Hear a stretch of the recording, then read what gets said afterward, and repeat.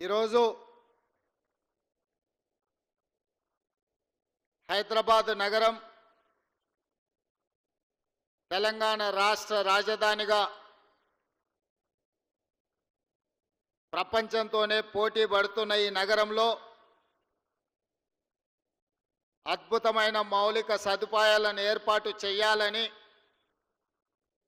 ఈ హైదరాబాద్ నగరాన్ని విశ్వ నగరంగా తీర్చిదిద్ది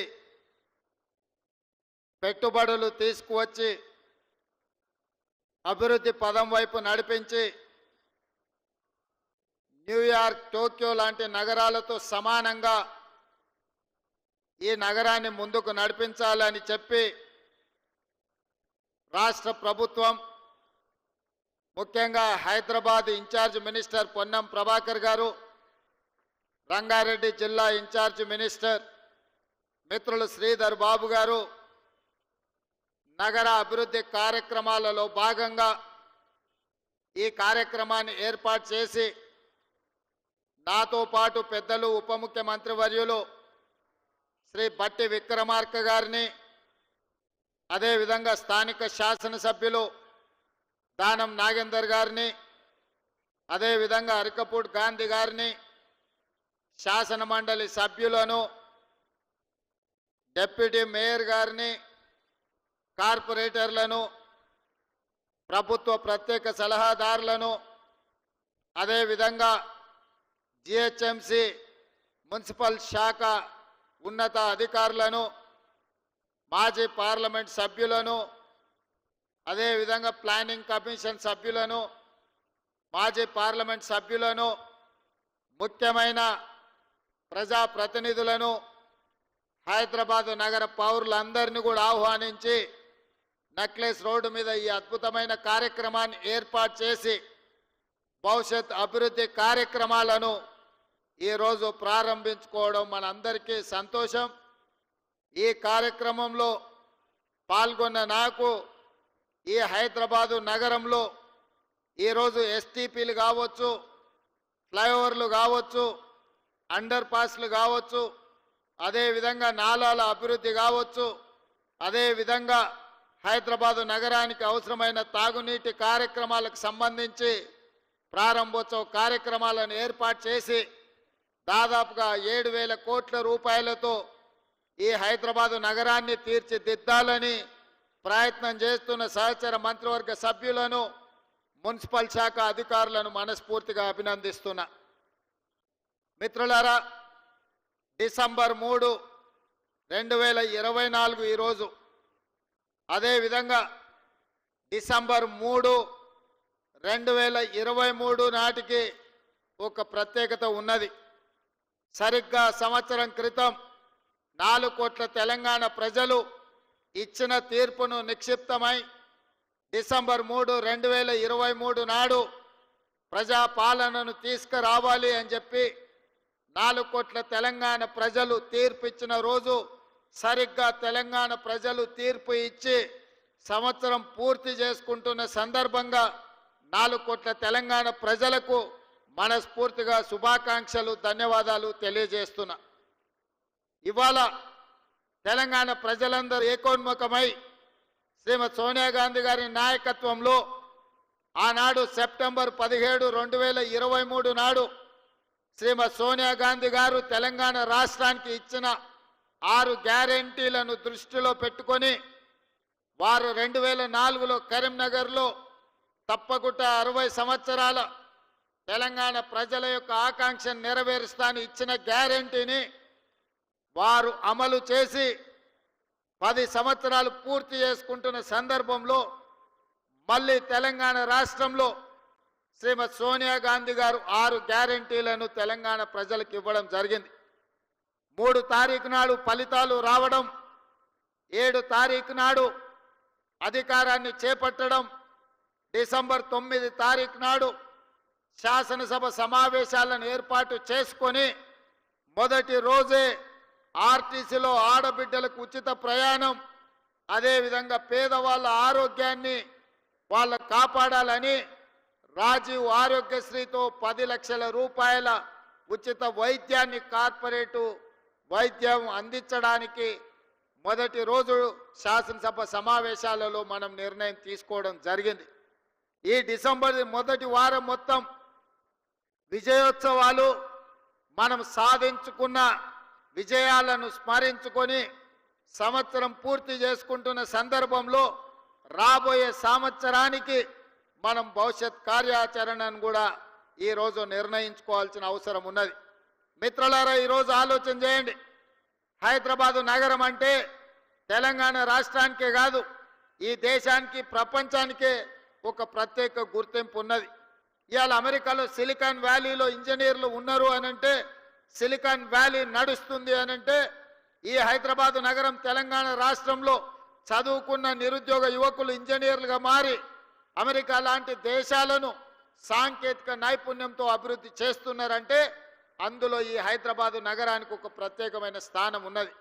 ఇదే కాదు, ఆనాడు శ్రీ రాజీవ్ గాంధీ గారు ఈ దేశం యొక్క భవిష్యత్తు మారాలి అనంటే కంప్యూటర్ యుగం రావాలి, 21వ శతాబ్దంలోకి వేగంగా అభివృద్ధి చెందాలి అంటే ఈ దేశం యువతకు కంప్యూటర్ని పరిచయం చెయ్యాలి అని ఈ దేశానికి కంప్యూటర్ని రాజీవ్ గాంధీ గారు పరిచయం చేసింది.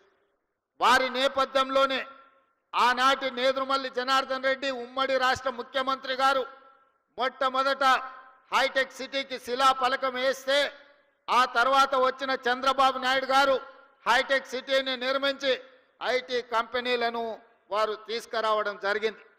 వారి తర్వాత ముఖ్యమంత్రిగా ప్రభుత్వాన్ని ఏర్పాటు చేసిన డాక్టర్ వైఎస్ రాజశేఖర రెడ్డి గారు ఐటీ కంపెనీలను కొనసాగించడమే కాకుండా ఔటర్ రింగ్ రోడ్డును, అంతర్జాతీయ ఎయిర్పోర్టును, ఫార్మా కంపెనీలను తీసుకొచ్చి అదేవిధంగా హైదరాబాద్ నగరానికి ఆనాడు కీర్తిశేషులు పీజేఆర్ గారు ఎండాకాలం వచ్చిందంటే ఖాళీ కుండల ప్రదర్శన చేసేవాడు. ఈ నగరానికి తాగునీటి సమస్యను శాశ్వతంగా పరిష్కరించాలి అని వారు బతుకున్నంత కాలం పి జనార్దన్ రెడ్డి గారు ఈ నగరంలో పేదల కోసం కొట్లాడి, వారి పోరాట ఫలితం కృష్ణా నుంచి Krishna phase 1, Krishna phase 2, Krishna phase 3 తాగు జలాలను తరలించడమే కాకుండా గోదావరి జలాలని నగరానికి తరలించిన చరిత్ర కాంగ్రెస్ పార్టీ.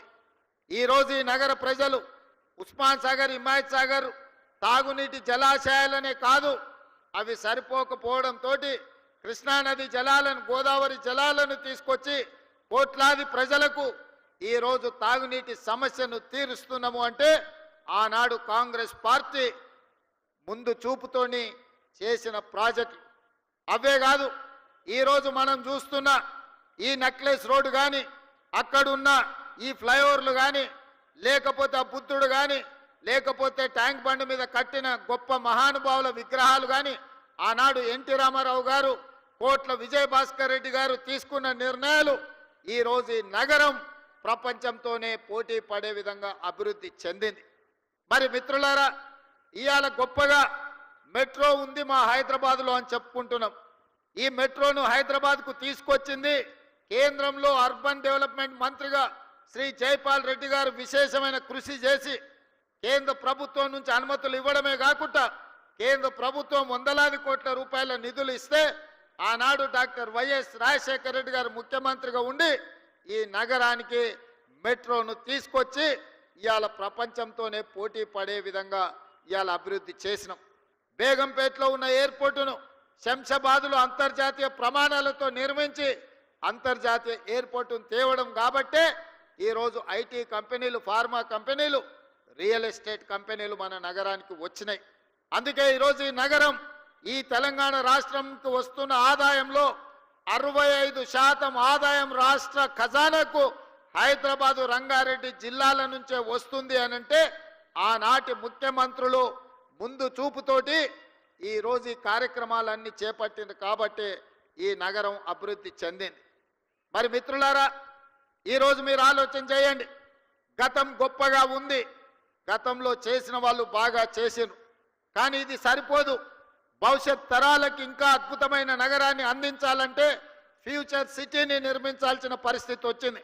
ఆనాడు ఒకనాడు ఇన్నర్ రింగ్ రోడ్ వేసినాం, ఆ తర్వాత ఔటర్ రింగ్ రోడ్ వేసినాం.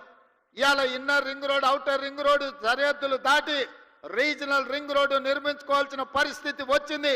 అందుకే ఈనాటి ప్రభుత్వం 360 కిలోమీటర్లతో తెలంగాణ మణిహారంగా రీజనల్ రింగ్ రోడ్డును దాదాపుగా 35,000 కోట్ల రూపాయలు వెచ్చించి కేంద్ర ప్రభుత్వం నుంచి సాధించుకొని రీజనల్ రింగ్ రోడ్డు నిర్మించడానికి ఇవాళ మన ప్రభుత్వం ప్రయత్నం చేస్తుంది. ఆ దిశగా కేంద్ర ప్రభుత్వం మీద ఒత్తిడి తీసుకొస్తున్నాం.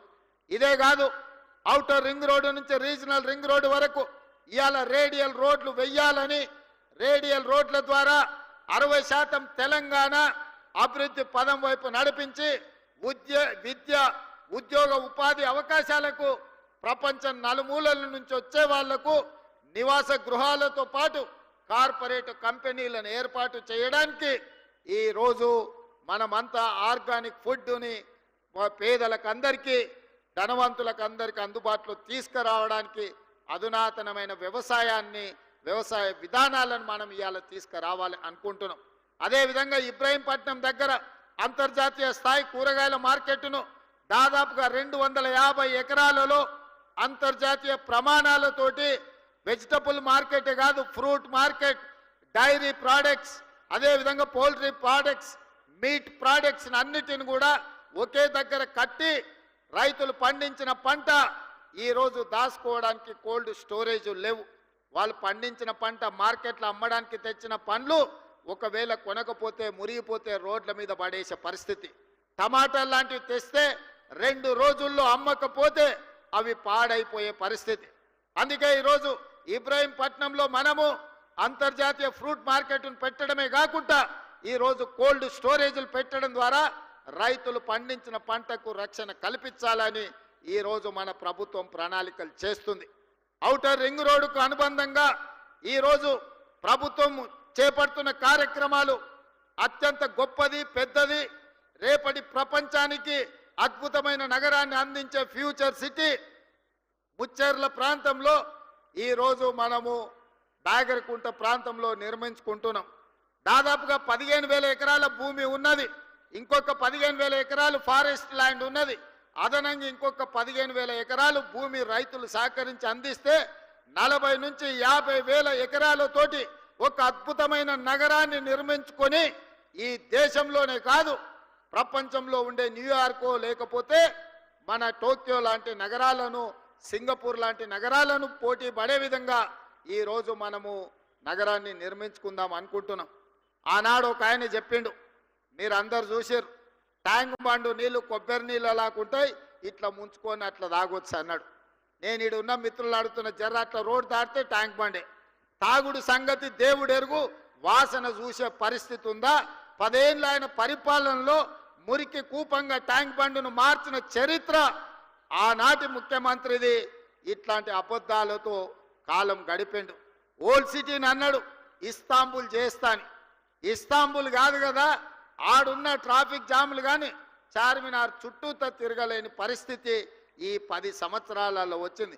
వర్షం వస్తే వరద నీళ్లు హైదరాబాద్ రోడ్ల మీద వరదలై పారుతున్నాయి తప్ప కనీసం మేము నిర్మించిన నగరంలో మురికి కాలువలు కూడా ఆనాటి ముఖ్యమంత్రి గారు, ఆనాటి మున్సిపల్ శాఖ మంత్రి గారు ఈరోజు గొప్పలు చెప్పుకుంటున్నారు కానీ కనీసం డ్రైనేజీ కాలువలు కూడా తవ్వే ప్రయత్నం చేయలే. ఇవాళ ట్యాంక్ బండ్ మీదనో లేకపోతే శిల్పారామం దగ్గర వారు సెల్ఫీలు దిగుతున్నారు. వారు సెల్ఫీలు దిగి సెల్ఫ్ డబ్బా కొట్టుకునే శిల్పారామం కూడా ఆనాడు కాంగ్రెస్ పార్టీనే అభివృద్ధి చేసింది, వారు మర్చిపోయినట్టున్నారు. వారు అప్పుడప్పుడు ట్విట్టర్లో పెట్టి హైటెక్ సిటీ ఆనాడు మనం చేసిందే. ఈ ట్యాంక్ బండ్ ఏదో ఆయననే నిర్మించినట్టు, వాళ్ళ తాతగారు బుద్ధుడి విగ్రహం పెట్టినట్టు ఇవాళ ఆ ఫోటోలను చూపించి మేము నిర్మించినమని అబద్ధాలు చెప్పుకునే పరిస్థితి.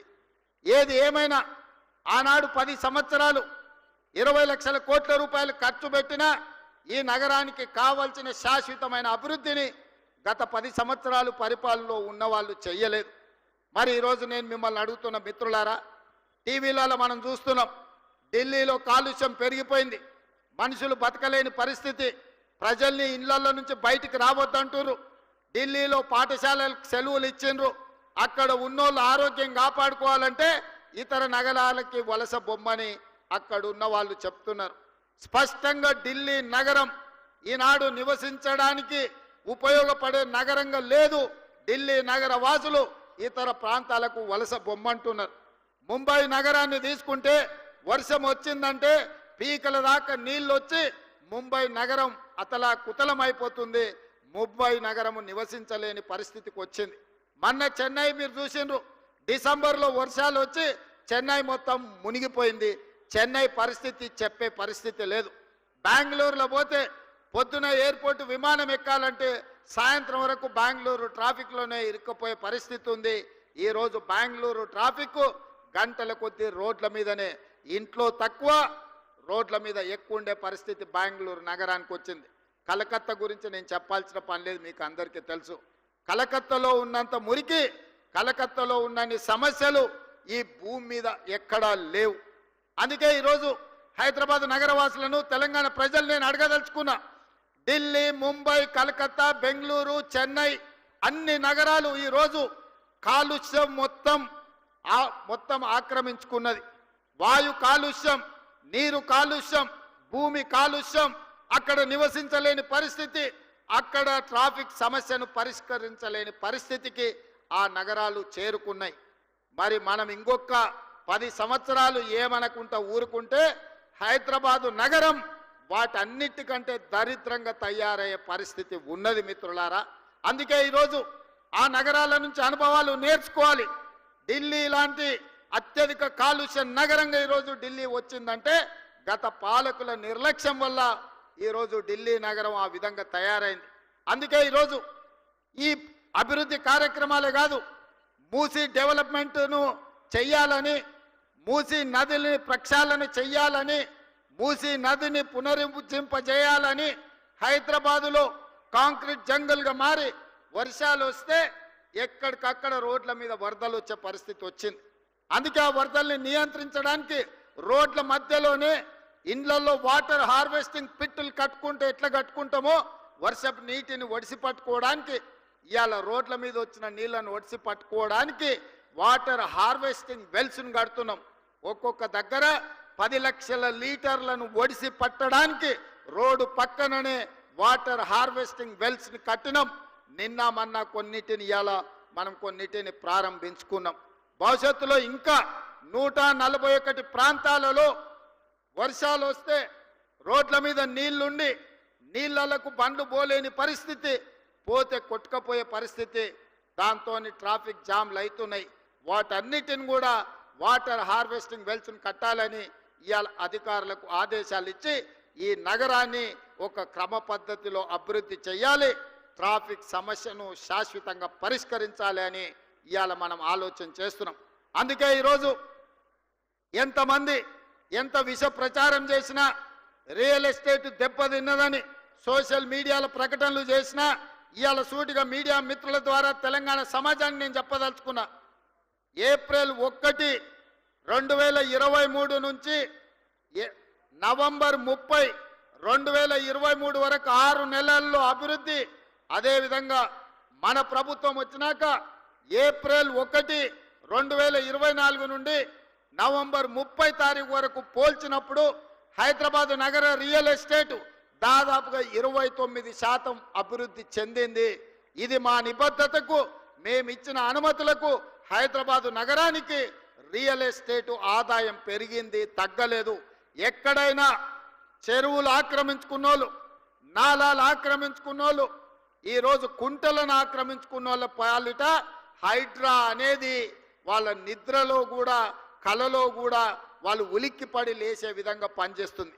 హైడ్రా మీ ఆస్తుల దగ్గరికి రాలే, మీ అనుమతులున్న నిర్మాణాలు కూలగొట్టలే, అక్రమంగా చెరువుల్లో, అదేవిధంగా కుంటలలో, అదేవిధంగా నాలాలు ఆక్రమించుకొని హైదరాబాదు నగరాన్ని అభివృద్ధిని అడ్డుకొని దెబ్బతీసి ఈరోజు ఆ నీళ్లు రోడ్ల మీదకి వస్తుంటే వాటి ఆక్రమణలు తొలగించడానికి మాత్రమే హైడ్రా పనిచేస్తుంది.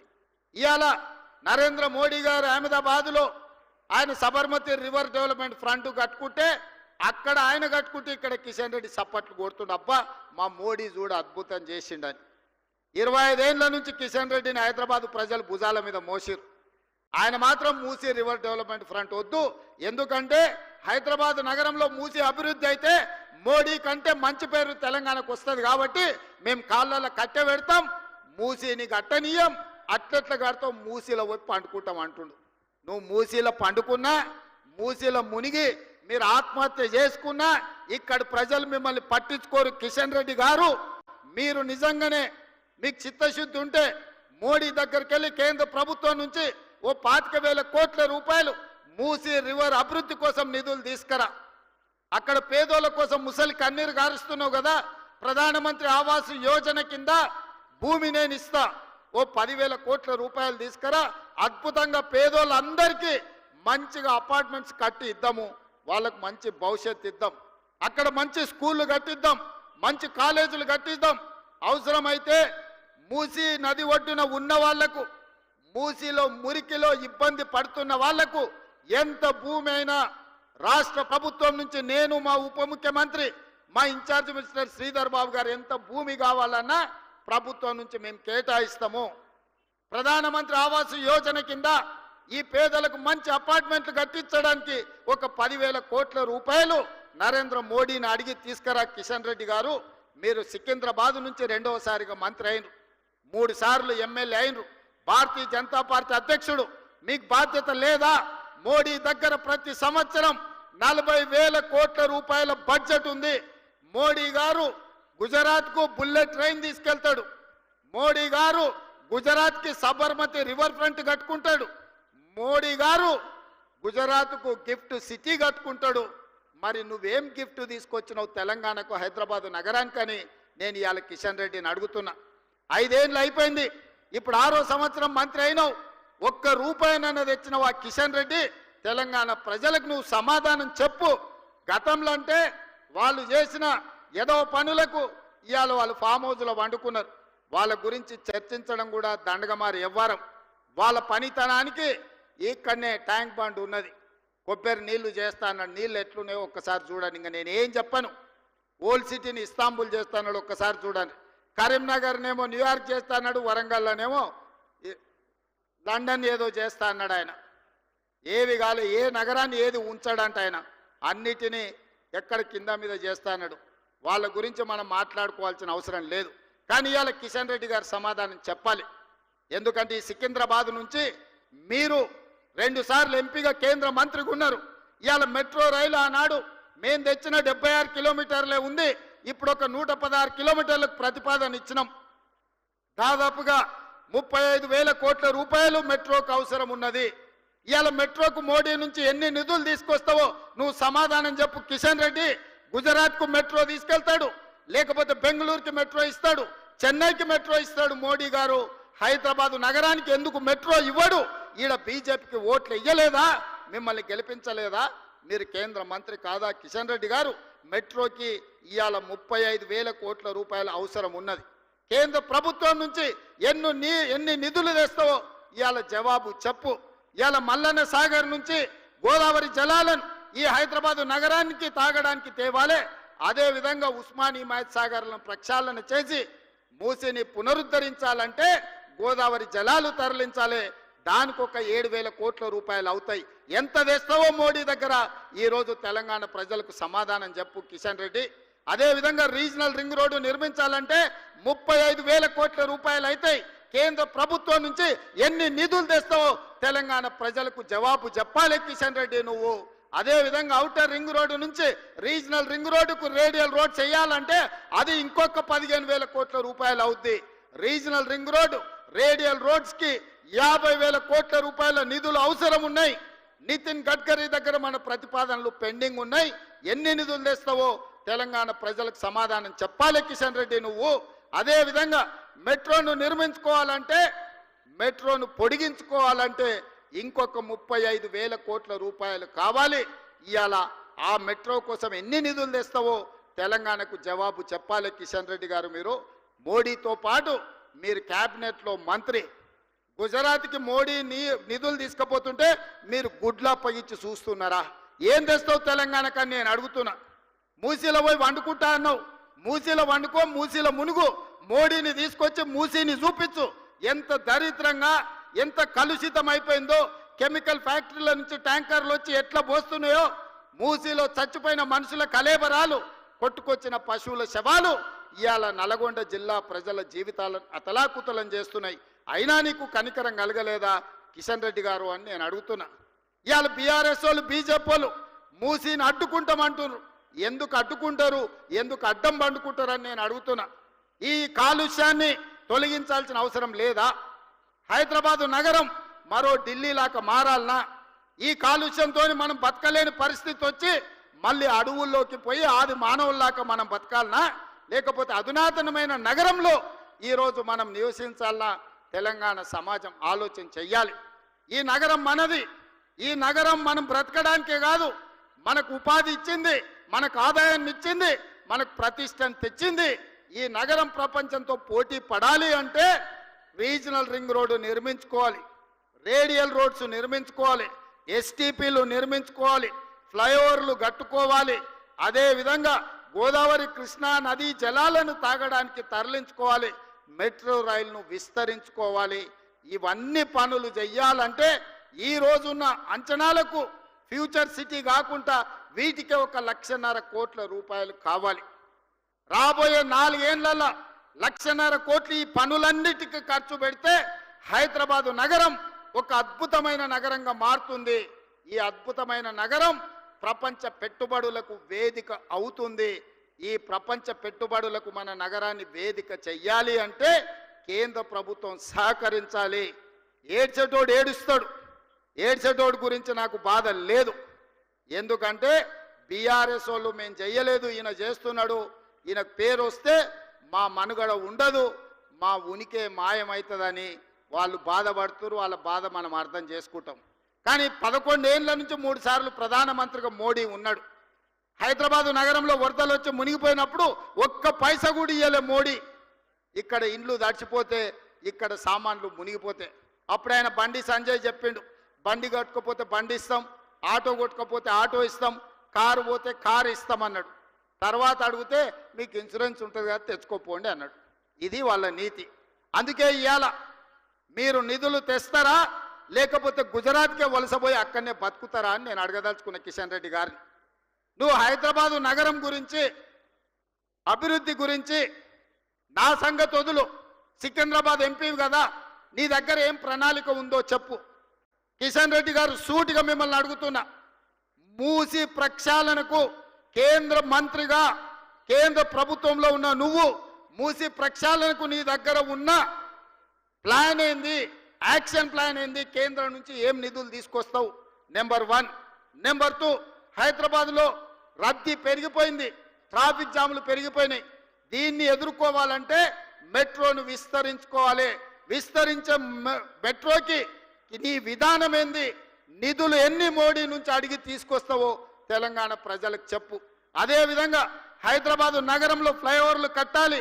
అది జూబ్లీహిల్స్ చెక్ పోస్ట్ కావచ్చు, 45 కావచ్చు, అదేవిధంగా ఆరంగఢ్ కావచ్చు, మెహదీపట్నం చౌరస్తా కావచ్చు, ఉస్మానియా హాస్పిటల్ కావచ్చు, లేకపోతే నింబోలి అడ్డ కావచ్చు, ఉప్పు గుడ కావచ్చు, గౌలి గుడ కావచ్చు.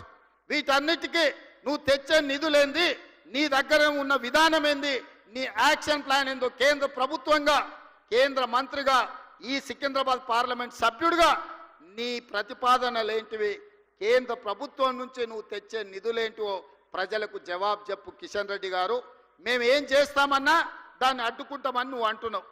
మంచిది, నా ప్రణాళికలు నీకు నచ్చలేదు, నువ్వు అడ్డుకుంటా అంటున్నావు కదా. 6 నెలలు నేను ఊరుకుంటా, నువ్వేం చేస్తావో చెప్పు. ఏం తెస్తావో చెప్పు. మోడీని తీసుకురా, 1,50,000 కోట్లు మోడీని ఇప్పించు. 10 లక్షల మందితో పరేడ్ గ్రౌండ్లా తెలంగాణ సమాజాన్ని అంతా పిలిచి మోడీని నిన్నిద్దరిని నేను సమానం చేస్తా. అధికారికంగా నిన్నక్కడ పరేడ్ గ్రౌండ్లో 10 లక్షల మందితో సన్మానం చేసే జిమ్మేదారి నేను తీసుకుంటా. కిషన్ రెడ్డి గారు, మోడీ నుంచి 1,50,000 కోట్లు మన నగరానికి తీసుకురా. నాకేం బేసిజాలు లేవు. నాకు నగరం అభివృద్ధి చేయడమే, ఈ రాష్ట్రాన్ని అభివృద్ధి పదం వైపు నడిపించడమే. ఈరోజు ఢిల్లీ చూసినా, ముంబై చూసినా, బెంగళూరు చూసినా, చెన్నై చూసినా, కలకత్తా చూసినా కాలుష్యంతో నగరాలు అతలాకుతలం అయిపోయినాయి. ఇవాళ టీవీలు, పేపర్లు చూస్తే అక్కడ నివసించలేని పరిస్థితి ఉంది. ఆల్రెడీ స్కూల్స్కు హాలిడేస్ ఇచ్చిండ్రు. అక్కడ ఉండేటోళ్లను ఆ పట్టణం వదిలి ఇతర ప్రాంతాలకు పోయి ఉండమంటుర్రు. మనం కూడా ఆ పరిస్థితిని కొని తెచ్చుకుందామా? మనం కూడా అట్లనే ఉందామా? మనం కూడా ఆ దిశగా పోతే ఈ నగరం ఎడారిగా మారి ఈ నగరం నివసించలేని ప్రాంతంగా ఉంటే ఎక్కడికి వెళ్ళాలి? అడవుల్లోకి వెళ్ళి ఆది మానవులుగా మళ్ళీ బతుకుదామా? లేకపోతే ఈ నగరాన్ని అత్యాధునిక నగరంగా తీర్చిదిద్ది ఫ్యూచర్ సిటీ కట్టుకొని ఆర్టిఫిషియల్ ఇంటెలిజెన్స్ తీసుకొచ్చి ఎలక్ట్రిక్ ఇన్వెస్ట్మెంట్స్ తీసుకొచ్చి ఫాక్స్కాన్ లాంటి పెద్ద కంపెనీలను తీసుకొచ్చి అక్కడ ఒక స్పోర్ట్స్ యూనివర్సిటీ, అక్కడ కావాల్సిన అన్ని రకాల వసతులు తీసుకొచ్చి అభివృద్ధి చేసుకుందామా లేదా ఎయిర్పోర్టు నుంచి ఫ్యూచర్ సిటీకి మెట్రో రైలు నిర్మించుకుందామా లేదా? ఒక్కసారి ఆలోచన చేయండి మిత్రులారా. ఇవాళ నేను సూటిగా బీఆర్ఎస్ను బీజేపీని ఇద్దరిని అడగదలుచుకున్నా. 10 ఏళ్ళు ఈయన అధికారంలో ఉన్నాడు, 11వ సంవత్సరం ఆయన అధికారంలో కొనసాగుతుండు. మీరు చేసిన దాని మీద చర్చ చేద్దాం, దానికి మేము సిద్ధం. పోనీ ఎట్లా చేస్తే బాగుంటుందో మీ పాలసీ డాక్యుమెంట్ మాకు ఇవ్వండి. బీఆర్ఎస్ 10 ఏళ్ళ అనుభవం చంద్రశేఖరరావు గారికి ఉంది, మున్సిపల్ శాఖ ఐటీ శాఖ మంత్రిగా ఇండస్ట్రియల్ మినిస్టర్గా కేటీఆర్ గారికి ఉంది. తండ్రి కొడుకులు కలిసి ఒక ప్రణాళికను తయారు చేసి పాలసీ డాక్యుమెంట్ తెలంగాణ సమాజానికి చూపించండి. ఎస్, ఈ ప్రభుత్వం ఈ ప్రణాళికతో ముందుకు వెళ్ళాలి, ఈ విధంగా అభివృద్ధి చేస్తే దీనికి అయ్యే నిధుల ఖర్చు ఇంత, ఈ నగరం అభివృద్ధి రకంగా చెందుతుంది, దీనికి ప్రతిపక్షంగా మేము సూచన చేస్తున్నామని మీరు ఒక పాలసీ డాక్యుమెంట్ తీసుకొని రండి. సహేతుకమైందైతే తెలంగాణ సమాజానికి హైదరాబాద్ నగరాన్ని అభివృద్ధి చేయడానికి ఉపయోగపడితే 100% మా ప్రభుత్వం ఆమోదిస్తుంది. మాకు బేసజాలు లేవు, మంచి పని చెయ్యాలి, ఈ నగరాన్ని అభివృద్ధి చెందాలి అనేదే మా విధానం. బీఆర్ఎస్ వాళ్ళు ఏది చెప్పరు, బీజేపీ వాళ్ళు ఏది ఇయ్యరు. మనం ఏది చెయ్యబోయినా మేము అడ్డుకుంటామని ఇద్దరు గూడు పుటాని చేసి అలై బలై చేసుకొని చీకట్లో కూడా పొద్దుటిపూట ఒకడు మేము పోయి పండుకుంటాం మూసీలు అని అంటారు. అందుకే ఈరోజు ఈ వేదిక మీద నుంచి మీరు మీ ప్రతిపాదనలు పంపండి. నేను మా ఉప ముఖ్యమంత్రి బట్టి విక్రమార్క గారికి, శ్రీధర్ బాబు గారికి, పొన్నం గారికి, ఎందుకంటే ఒక ఆయన హైదరాబాద్ ఇన్ఛార్జ్ మినిస్టర్, రెండొగరు రంగారెడ్డి జిల్లా ఇన్ఛార్జ్ మినిస్టర్, మూడొగరు ఆర్థిక మంత్రి, ఈ ముగ్గురితోని నేను ఒక మంత్రివర్గ ఉపసంఘం వేస్తున్న ఈ వేదిక మీద నుంచి మీడియా మిత్రులారా రాసుకోండి. అఖిలపక్ష సమావేశాన్ని మా ఉప ముఖ్యమంత్రి గారి నేతృత్వంలో అఖిలపక్ష సమావేశాన్ని ఏర్పాటు చేస్తాం. బీఆర్ఎస్ వాళ్ళు వాళ్ళ పాలసీ డాక్యుమెంట్ తీసుకొచ్చి చర్చించండి. బీజేపీ కిషన్ రెడ్డి కేంద్ర మంత్రిగా మీరు ఏం పాలసీ నగరాన్ని అభివృద్ధి చేయడానికి తెలంగాణ నిధులకు తీసుకొస్తారో అఖిలపక్ష సమావేశాన్ని ఈ వేదిక మీద నుంచి మా ఉప ముఖ్యమంత్రి గారిని నేను రిక్వెస్ట్ చేస్తున్నా. మిమ్మల్ని అఫీషియల్లీ క్యాబినెట్ సబ్ కమిటీ కింద క్యాబినెట్ సబ్ కమిటీ మినిస్టర్స్గా వీరి ముగ్గురిని నేను నియమిస్తున్న ఈ వేదిక మీద నుంచి నేను ఆదేశాలు ఇస్తున్న చీఫ్ సెక్రటరీ గారికి, తక్షణమే ఈ ఆర్డర్ రిలీజ్ చేయండి. వారు అఖిలపక్ష సమావేశాన్ని ఏర్పాటు చేస్తారు. మొదట బీజేపీ వాళ్ళు వాళ్ళ ప్రతిపాదన దేండి, తర్వాత బీఆర్ఎస్ వాళ్ళు దేండి. అదేవిధంగా తెలంగాణను అభివృద్ధి చేయాలనుకున్న మేధావులు కూడా మీరు సూచనలు ఇవ్వండి. సంవత్సరం పూర్తి చేసుకున్న సందర్భంగా భవిష్యత్ కార్యాచరణను మనం నిర్ణయించుకుందాము. ఏ విధంగా బాగుపడదామో ఆలోచన చేసుకుందాము. మనం బాగుపడడానికి ఎవరో వచ్చి ఏది చెయ్యరు, ఎవరో వస్తారని ఏదో చేస్తారని చూసుకుంటూ కూర్చుంటే ఈ నగరం వరదల్లో మునిగిపోతుంది, కాలుష్యం ఆవహిస్తుంది. ఆ తర్వాత కాపాడడానికి కూడా ఎవరు ఉండరు, ఎవరు రారు.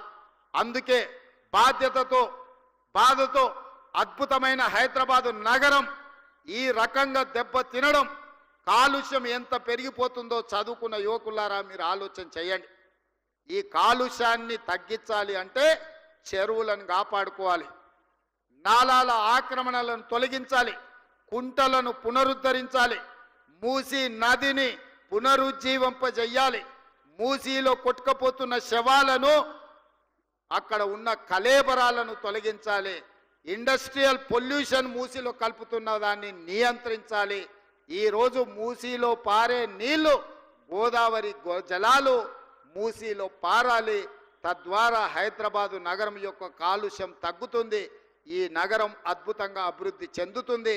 ప్రపంచ పర్యాటకులను మనము ఆకర్షించాలి అంటే రీజనల్ రింగ్ రోడ్డు రావాలి, మెట్రో రైలు విస్తరించాలి, మూసీ అభివృద్ధి జరగాలి, ఫ్లైఓవర్లు కట్టుకోవాలి, హైదరాబాదు ప్రజలకు కృష్ణా గోదావరి జలాలు తాగడానికి తేవాలి, 24 గంటలు పని కల్పించాలి, ఆటోలు నడుపుకునే వాళ్ళ నుంచి టాక్సీలు నడుపుకునే వరకు, చిన్న చిన్న ఛాయ్ బండి నుంచి పెద్ద పెద్ద హోటళ్ళ వరకు పరిశ్రమ అభివృద్ధి చెందాలి అంటే పర్యాటకులు పెరగాలి.